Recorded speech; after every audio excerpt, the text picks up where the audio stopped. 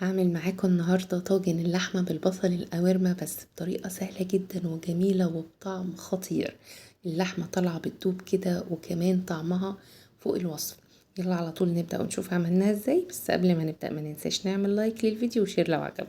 في الطاسة الجميلة بقى بتاعتنا عايزينها تكون سخنة جدا ودرجة الحرارة بتاعتها على أعلى حاجة، وننزل بالزبدة عشان الزبدة نفسها تتحمر، عشان هي اللي هتدينا لون مظبوط للحمة. درجة الحرارة لازم تكون عالية عشان اللحمة ما تنزلش العصارة بتاعتها وتفضل طرية من جوه، وفي نفس الوقت ناخد اللون المظبوط. تمام زي ما انتوا شايفين كده، الزبدة ساعدت ان اللحمة تاخد اللون الجميل ده، يكون بني فاتح كده مش محروق طبعا، وتبقى بالشكل الجميل ده. نحمرها من كل ناحية كويس جدا عشان الطاجن بتاعنا في الاخر يبقى لونه يجنن.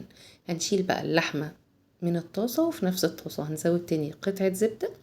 انا مش مكترة الزبدة قوي عشان خاطر اللحمة فيها نسبة دهون، فمش عايزين الموضوع يبقى فيه دهون كتيرة زيادة عن اللزوم. خلاص حمرنا البصل القوارمة بتاعنا زي ما انتوا شايفين كده.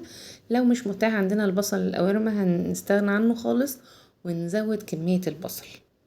تمام، حمرناه كويس جدا وخلينا لونه جميل.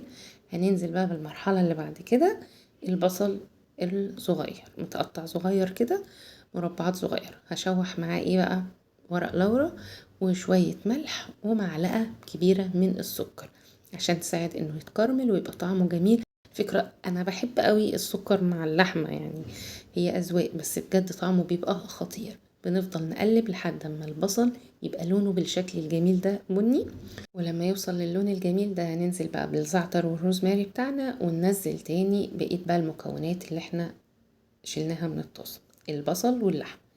وهنكمل بقية كمية الملح المظبوطة للوصفة مع شوية فلفل، مع شوية بهارات من اللي انتوا بتحبوها بتفضلوها، قرنفل على كباب صيني على جوز الطيب على حبهان، التشكيلة اللي تفضلوها، او بهارات لحمة جاهزة كده على طول، او 7 بهارات. نقلناهم بقى في الطاجن اللي احنا هنسويهم فيه، وفي الطاسة اللي احنا اشتغلنا فيها ننزل بقى فيها بشوية مية كده عشان نطلع الطعم كله اللي في الطاسة، وكمان لون المية هيبقى جميل جدا ونكهتها هتبقى 100 100. الخطوات دي على فكرة او التفاصيل البسيطة دي بتفرق جدا في الطعم، يعني جربوا الوصفة زي ما هي كده هتعجبكم أوي.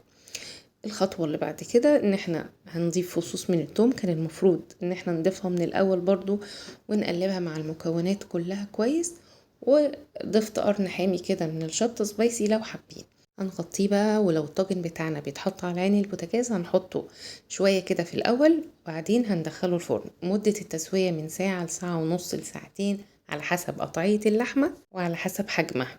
هندخلها الفرن وتطلع معانا، نجربها كده نشوف واحدة بتدوب معانا ومستوية وزي الفل كده، يبقى خلاص هنطلعه جاهز على التقديم وناكله بالهنا والشفا.